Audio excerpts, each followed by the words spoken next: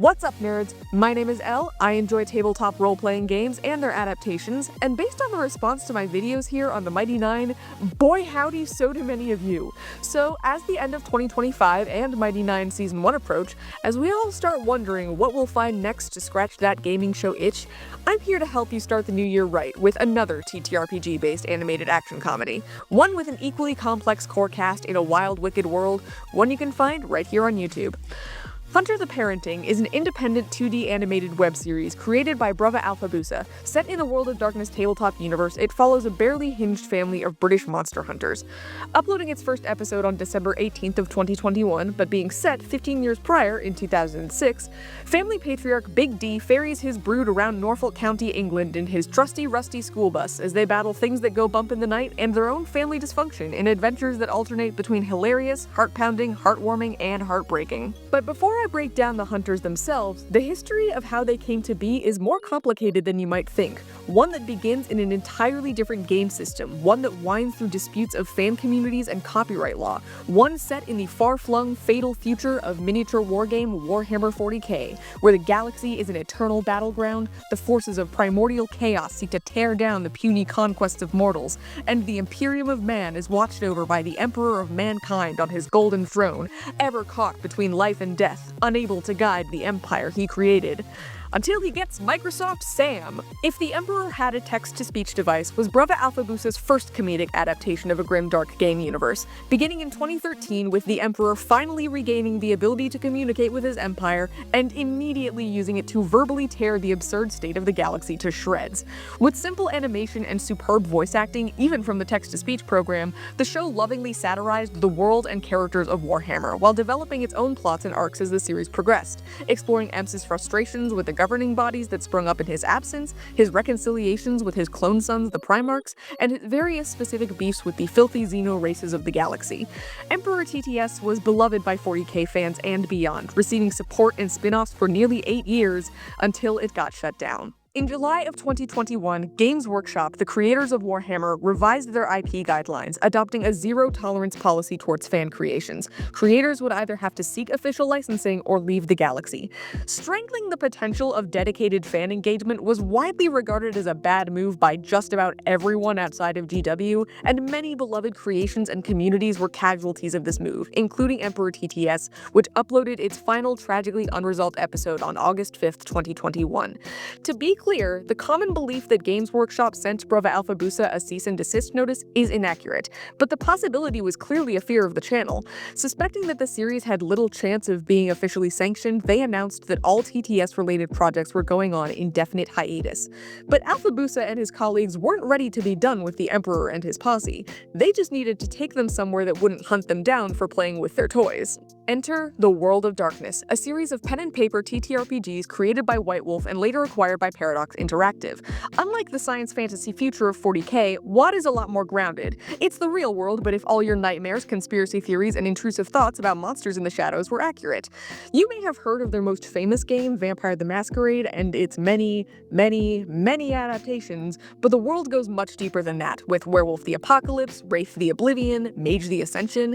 If you see a game title along the lines of fictional archetype : the dramatic word, officially or not, it's going to have some link to World of Darkness. And, crucially to our tale, WoD fanworks are protected under the Dark Pack Agreement, a series of official legal disclaimers published by White Wolf and Paradox that allow fans to safely create, publish, and even monetize creations under its guidelines. And so, Brava Alphabusa found the place where he and the Emperor would rebuild their empire. Now, is knowing all of that about Emperor TTS necessary to enjoy Hunter the Parenting? No, I only learned all of this after starting Hunter. I can confirm from my own experience that the show is perfectly comprehensible in its own right. But the context is interesting, and it's gonna make the YouTube comments on the earlier episodes make a lot more sense. And if you're worried that you have to know all the WoD lore to understand this series, don't. Because frankly, if you're completely new to the World of Darkness, you know about as much as our leads do. Hunter the Parenting, while it draws enemies from from other major WoD game lines, is built around 5th edition Hunter the Reckoning, a game not starring the world's many monsters, but rather the humans that hunt them, the perfect entry in the series to introduce a new audience. Many times in this show, as in the tabletop game, the audience is learning how these monsters tick right alongside the characters, and whenever the show does feel the need to exposit something, the writers weave those lore dumps right alongside exciting action and compelling character work. Whether you can rattle off all the Childer of Cain or don't know who that is, someone in the main cast is on your level. If you're a World of Darkness fan, Hunter the Parenting is absolutely soaked in love for and lore from the various game lines, building tension and dramatic irony, and just making the world feel lived in. Pentex products fill the shelves in the 99 cent store, hunters clown on each other for believing in the Kuei Jin, and even if you know this world inside and out, this show will still find ways to surprise you. And if this is your first exposure to WoD, there is plenty to enjoy from Hunter on a pure storytelling level. The hunts are tense, the banter is hysterical, and the characters are fantastically human, even the ones that aren't human. Speaking of, let's properly introduce our leads, see how our future tech refugees have been adapted to a world barely out of Y2K. Just as mighty and megalomaniacal as ever, Big E is now Big D, who may not have incredible psychic power or a galaxy-spanning empire to babysit, but he does have an anti-monster crusade to spearhead and a fractured family to protect, which he takes just as variably seriously. Plus, he can actually walk now, and is the only main character to change voice actors, as he is no longer bound to a text-to-speech device. Each member of the show's main family roughly corresponds to one of the 5 Hunter creeds from Reckoning, with D's love of hard drugs and illegal firearms, and contempt for laws, landlords, and any authority that isn't his own, aligning him with the back-alley bosses of the Underground creed. Between the bizarre things he often says and somehow does, theories abound as to whether Big D is really a normal human. Could he be an imbued, a mummy, a marauder, an enlightened vampire? Or maybe he really is just built different, like he says. Moving on to the children D is titularly parenting, prodigal demon nerd Magnus the Red has become Marcus. He's the youngest of Big D's children that we know of, a capable but reluctant hunter, he'd much rather be gaming, and technically not Big D's most rebellious child, but the most restless of the few he still has contact with. Maintaining his predecessor's insatiable thirst for knowledge and questioning of his father's arguable wisdom, and bringing his own wild creativity on hunts, Gadget Guy Marcus best fits the entrepreneurial creed of hunters. Joined at his hip, we have Kitten, his fiancée, an upgrade to their relationship since his days as Captain General of the Adeptus Custodes. If he has a real name, we've never heard it, nor have we ever seen his face, and yet he manages to be one of the most lovable, grounded members of the family, though with this lot the latter is not saying much. He may not have grown up under Big D's roof, but he still ended up as a hunter. Sharing his partner's curiosity but tempering it with caution and empathy, Kitten's academic inclinations place him squarely in the inquisitive creed. In stark contrast to him is his brother-in-law, Dor, Marcus's stolid older brother and new incarnation of Rogel Dorn. Dor is a shining example of the martial creed, incurious and inflexible in his disdain for monstrous creatures, but when those monsters are closing in, his military background and unflagging determination make him just the door to keep the creatures of the night locked out. In fact, he is so stubborn and militaristic that despite his family's British background and constant international relocations, he somehow turned out extremely American. Rounding out the family, Rogel Dorn's protege Boy is now Dor's son, Boy. Boy is a perfect example of this show's approach to character writing, how each member of the cast contains both absurdities and realities that make them compelling and relatable. As Big D's beloved grandson, Boy subsists on a diet of meat and hallucinogens and knows his way around a snub-nosed revolver, but he's also a preteen who plays Halo with his uncles, writes chuny self-insert stories, and is very freaked out by the various monsters his family faces. He represents the faithful creed, the religious devotees of the hunt, and not just because that's the only creed left.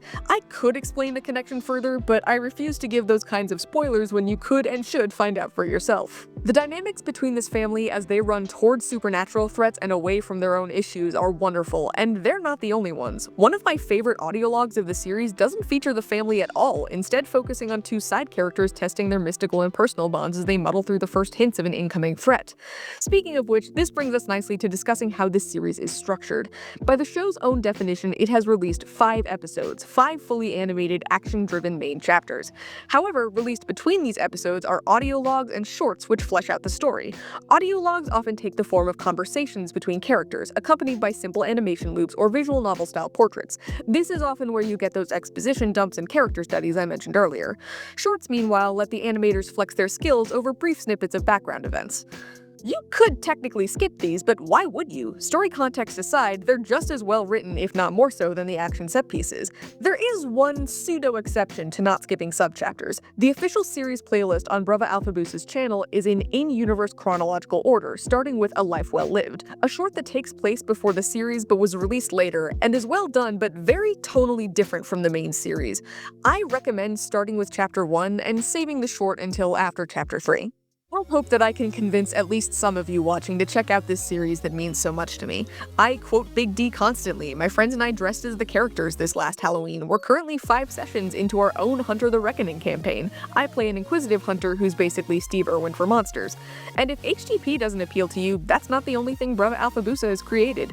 Does scripted TTRPG content not appeal to you? Would you prefer an actual play? Check out Norfolk Wizard Game, where Big D's voice actor guides a coven of fledgling wizards through Mage the Ascension. Did If the Emperor Had a Text-to-Speech Device sound more up your alley? It's still up on their channel, just be prepared for it to end abruptly. Want to see how a wargame plays or just need a good laugh? Their Turnip 28 videos always put me in stitches. But the show that led me to all of this, the show I keep coming back to, is Hunter the Parenting.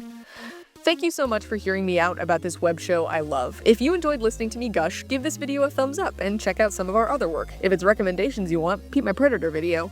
Let me know if you decide to give Hunter a shot, if you're already a fellow fan, or if you have any TTRPG adaptations to suggest to me. Leave a comment below and check the video description to join the Cartoon Universe Discord server. Until next time, thank you so much for watching, and may all your monster hunts be survivable.